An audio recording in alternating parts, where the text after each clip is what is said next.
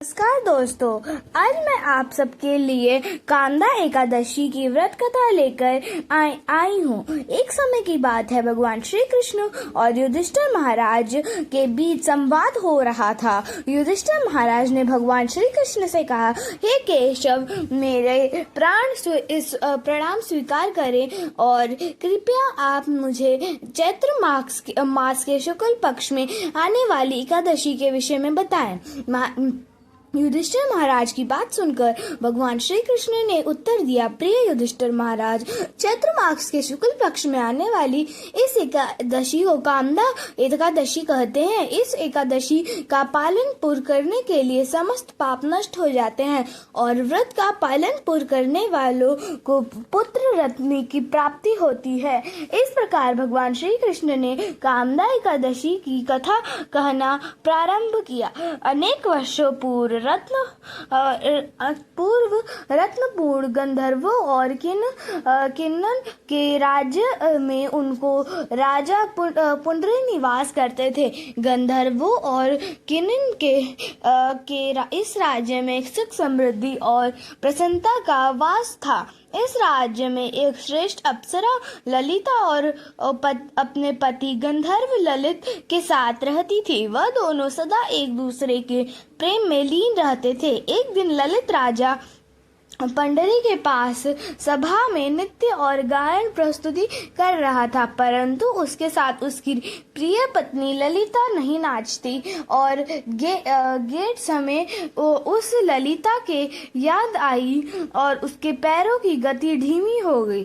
उसकी जब लखड़ाने लगी तब वो सभा में उपस्थित नागराजन में श्रेष्ठ कर्कटो नामक के एक नाग को ललित के माँ का सत्ता ज्ञान हो गया। उसने राजा कुंडली को ललित के पैरों की गति रुकने व गायन में गलती होने की बात दी।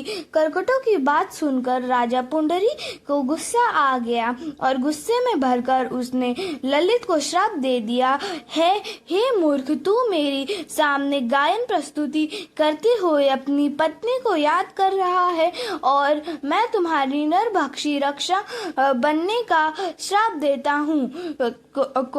कुंडली के इतना कहते ही वह गंधार विशाल काय राक्षस बन गया। उसका भयंकर मुख विकराल आंखें जिससे देखने मंत्र भाई से उत्पन्न हो जाता था। ऐसा रक्षा होकर भी वह अपने कर्मों का फल भुगतने लगा। जब उसकी प्यारी पत्नी ललिता को इस बात का पता चला तो वो बहुत दुखी हुई। ललिता ने अपने पति की विकराल आकृति देखकर मन ही मन होने लगी, क्या करूं, कहाँ जाऊं?